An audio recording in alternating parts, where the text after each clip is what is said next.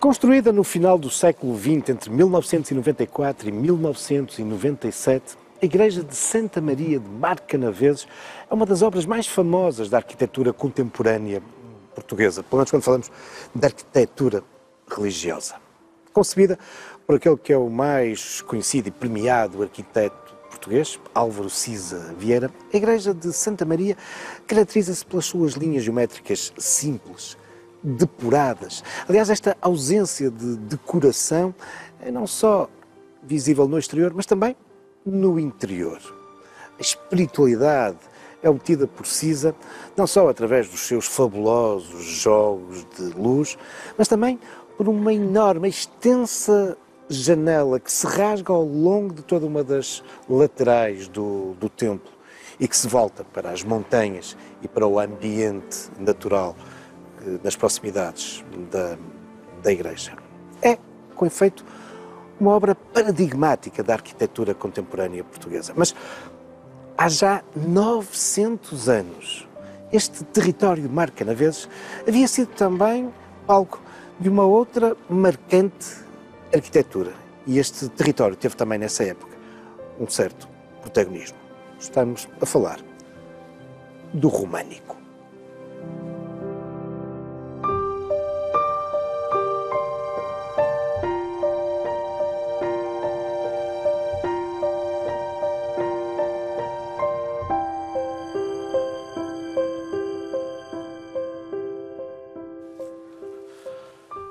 Deixamos a sede do Conselho e encontramos agora em Passos de Gaiolo, no lugar de Fandinhães.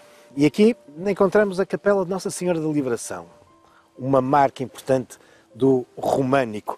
Esse estilo arquitetónico e artístico que é uma das grandes marcas da Idade Média, particularmente da Baixa Idade Média. É com efeito um fenómeno que se situa fundamentalmente entre o século XI e as manifestações mais tardias, já no século XV.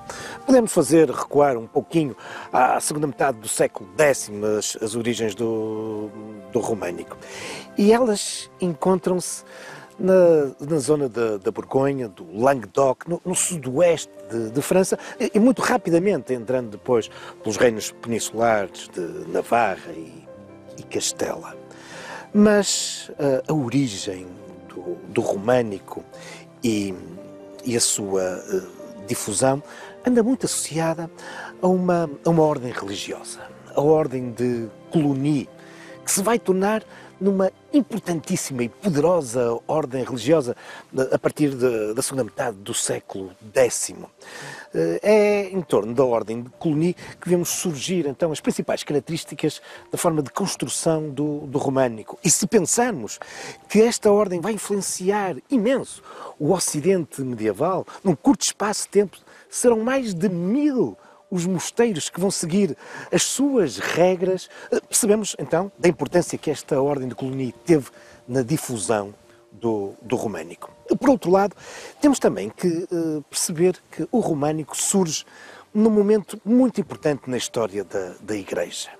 Na sequência das reformas do Papa Gregório VII. Estamos numa época em que a Igreja, a partir de Roma, de algum modo procura centralizar o poder em Roma, em torno da figura do Papa, e isso passa por um discurso único, terminando com as muitas e diversas expressões que o catolicismo tinha nos seus rituais, na forma dos padres se vestirem, na forma como eram feitas as missas, os rituais, no próprio calendário litúrgico. Tudo isso começa com Gregório VII, a famosa reforma gregoriana, a ser de algum modo unificado, para que a Igreja tivesse apenas um único discurso. Ora, do ponto de vista da arquitetura, o românico tem muito a ver com isto, com esta ideia de um estilo, de uma arquitetura relativamente uniforme e que, afinal, se vai difundir muito, como vos dizia, em torno dos mosteiros da ordem de Cluny, ou influenciados por Cluny. E por isso não admira, tendo em conta a importância que os cavaleiros franceses vão ter na própria origem de Portugal, facilmente entendemos como também este românico chega até nós através dos francos. Veja-se, por exemplo, um importante papel, ele é um dos pioneiros na difusão do românico entre nós, do conde Dom Henrique, o pai do nosso primeiro monarca. Afonso Henriques, que de resto irá utilizar o românico também como um instrumento político. Claro que não podemos, obviamente, dissociar o homem do seu tempo, e Afonso Henriques seria seguramente um convicto cristão e católico, mas ele foi também um brilhante estratega, diplomata, e percebia que, para agradar ao Papa, e sabendo que, em última instância, o reconhecimento de Portugal como um reino independente dependeria deste reconhecimento papal, Afonso Henriques, desde muito cedo, teve essa preocupação de agradar a Roma.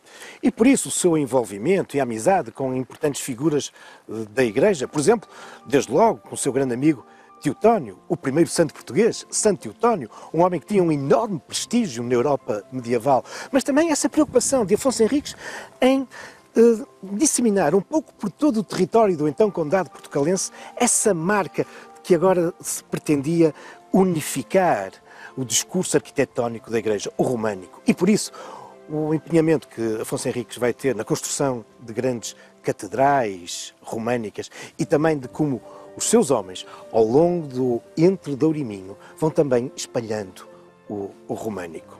Ora, esta capela de Fandinhães é mais um desses exemplos. Ela data já do século XIII e é, em boa verdade, um enigma. Quem olha para esta capela fica com a primeira sensação que está a olhar para uma ruína. Depois apercebe-se que, afinal, isto poderá corresponder aqui a um desmontar de uma antiga estrutura.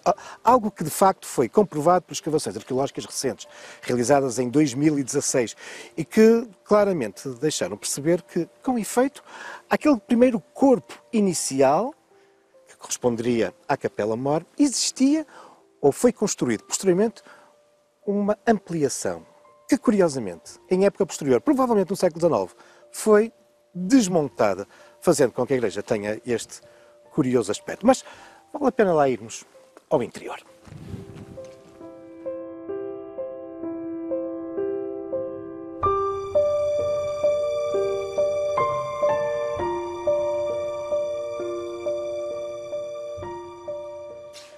Embora muito pequena, a Capela Nossa Senhora da Livração, a antiga igreja de São Martinho, não deixa de nos apresentar as principais características do românico.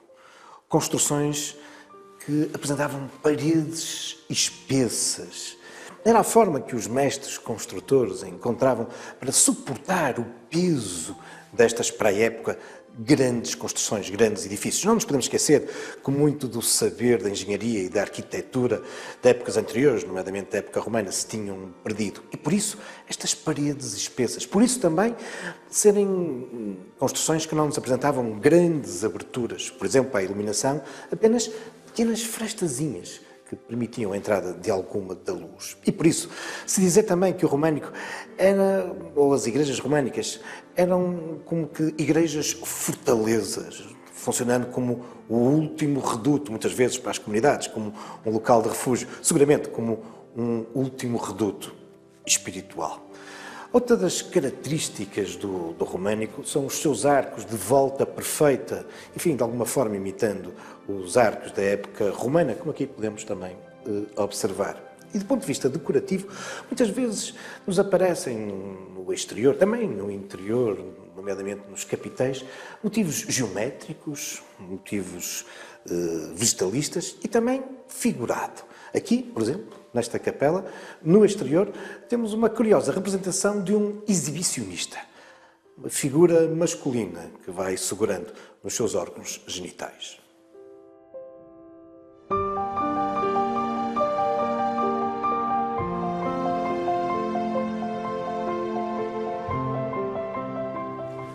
Localizada em plena Serra da Aboboreira, debruçada sobre a sede do Conselho de Marco Canaveses e o Val do Tâmega, encontramos a povoação de Soalhães. Na Idade Média, este é um território com algum protagonismo, cobiçado pelos senhores. Aliás, este é um território que apresentava diferentes nichos ecológicos, permitindo diferentes explorações. Por um lado, os terrenos nas serranias, mas também estes terrenos férteis que iam descendo para o vale.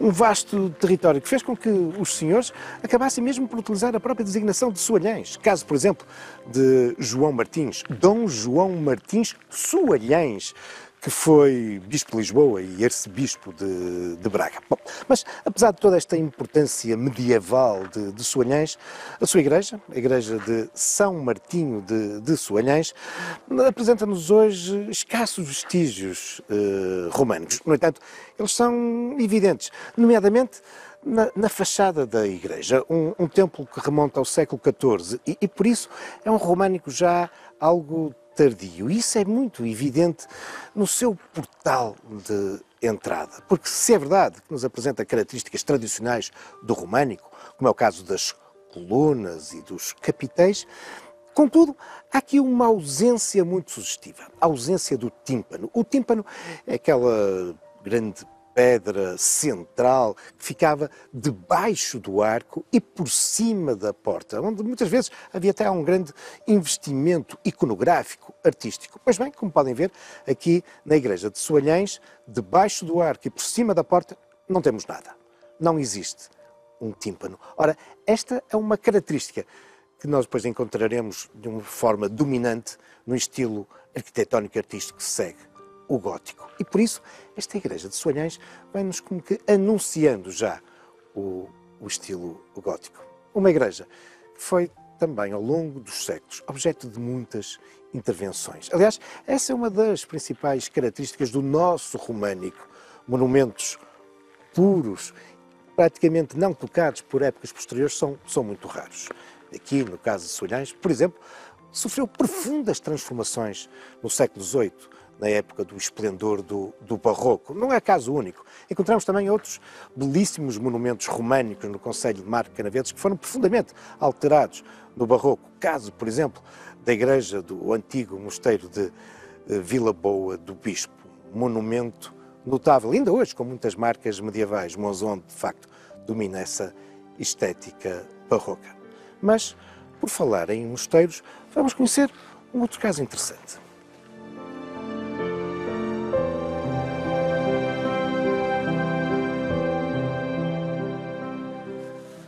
Embora, como vimos, a origem e o início da expressão do românico esteja muito associado à ordem de Cluny, a verdade é que durante os séculos seguintes o desenvolvimento deste fenómeno arquitetónico e artístico ficará ligado também a um conjunto de outras ordens religiosas. No fundo, muito do sucesso e do início da divulgação do românico prende-se por isso com este forte desenvolvimento que se registra, particularmente entre o século X, XI e o XV, do monaquismo, isto é, dos mosteiros.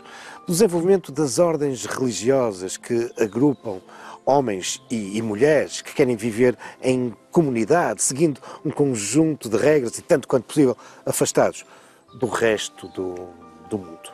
Não admira, por isso, uma percentagem muito significativa, também entre nós, também em Portugal, das construções românicas, afinal, estejam na sua origem associados a antigos mosteiros. É o que se passa aqui, com a igreja de Santo André de Vila Boa de Quires, que surge ainda na primeira metade do século XIII e, muito provavelmente, na origem, como a igreja, exatamente, de um mosteiro, que sabemos que já não existe depois no século XIV.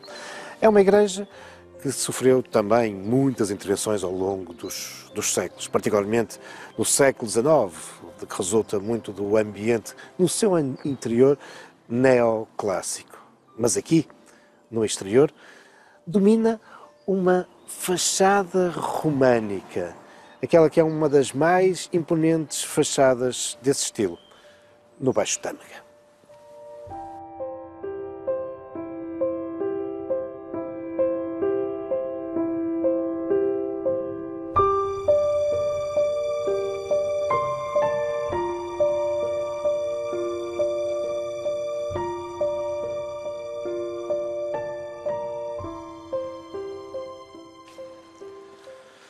Mesmo na base da cidade de Mar Canaveses, junto à margem esquerda do Tâmega, encontramos uma outra belíssima igreja de origem românica, a de São Nicolau. Localizava-se, de resto, num local estratégico, junto a uma das mais importantes vias que, na Idade Média, ligavam o litoral ao interior do Douro. Uma igreja que, no entanto, foi edificada já numa época tardia, quando falamos do românico, no século XIV, seguramente já depois de 1320. Aliás, o facto de ser um templo muito despojado do ponto de vista decorativo é um bom indício dessa fase tardia, que muitas vezes os historiadores da arte designam como o românico resistente aqui no norte de Portugal, porque enquanto no resto do reino, enfim, nesse século XIV já ia imperando claramente o gótico, aqui no norte este gosto pelo românico ia-se mantendo, ia resistindo.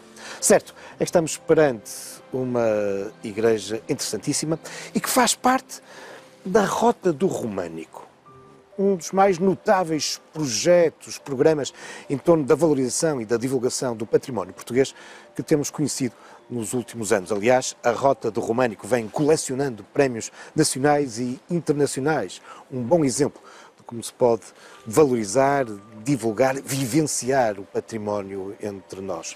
São mais de 50 monumentos que integram esta rota que colocou em colaboração 12 municípios, em torno fundamentalmente dos vales do Rio Sousa e aqui do Tâmega. Mas regressemos à Igreja de São Nicolau. Vale bem a pena entrarmos e conhecer o seu interior.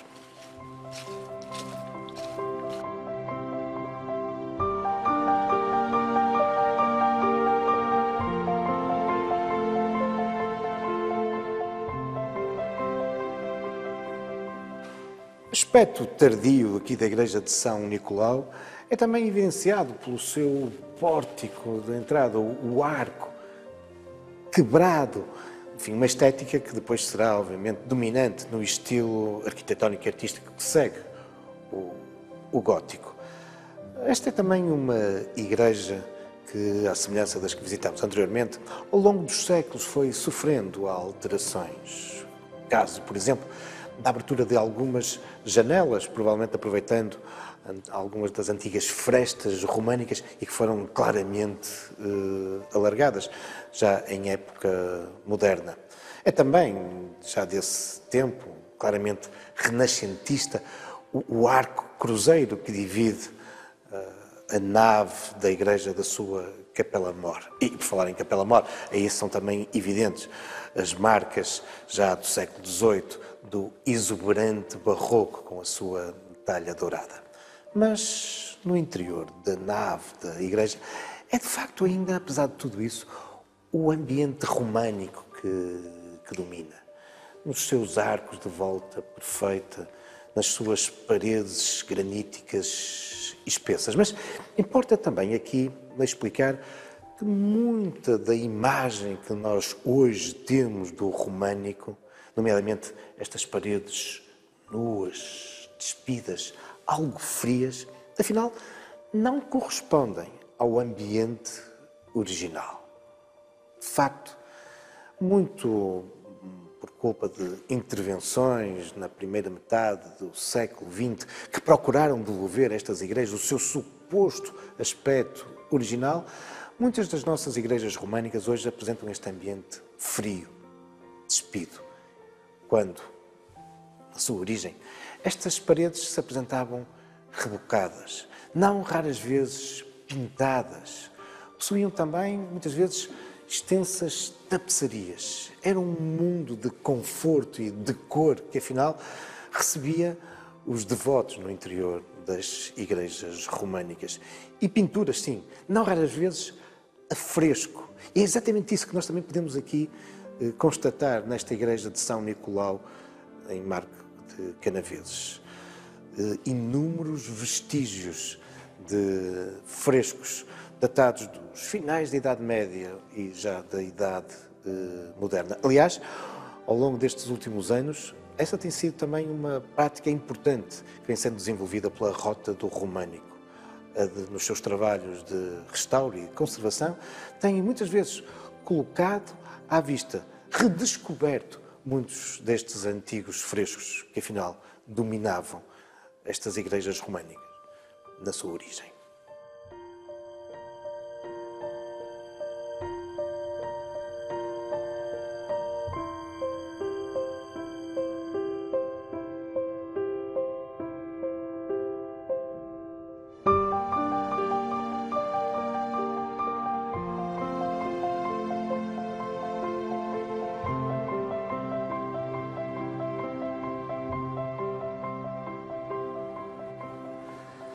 Na margem oposta à igreja de São Nicolau, já por isso na margem direita do Tâmega, encontramos uma outra igreja que integra a rota do Românico, sintomaticamente designada como Igreja de Santa Maria sobre o Tâmega. Tal como a igreja do lado oposto, é já um templo tardio do século XIV. Em parte, isso é bem evidente no seu portal, sem colunas, sem capiteis.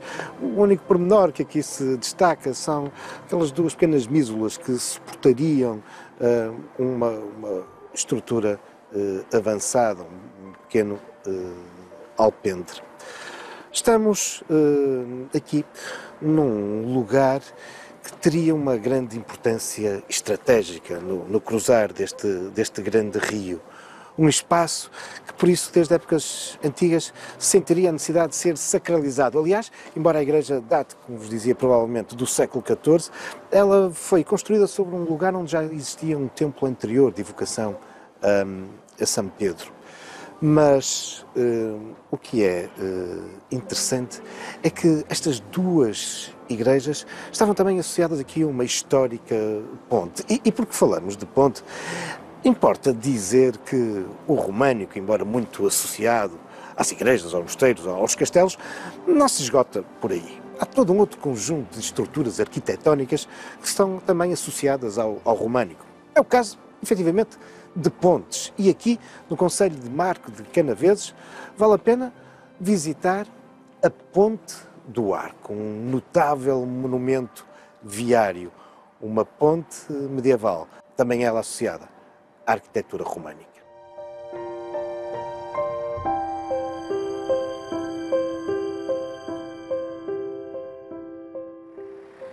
Para lá das igrejas, castelos e pontes, há outras manifestações do românico, algumas muito raras, caso, por exemplo, dos memoriais ou, popularmente designado como os marmorais.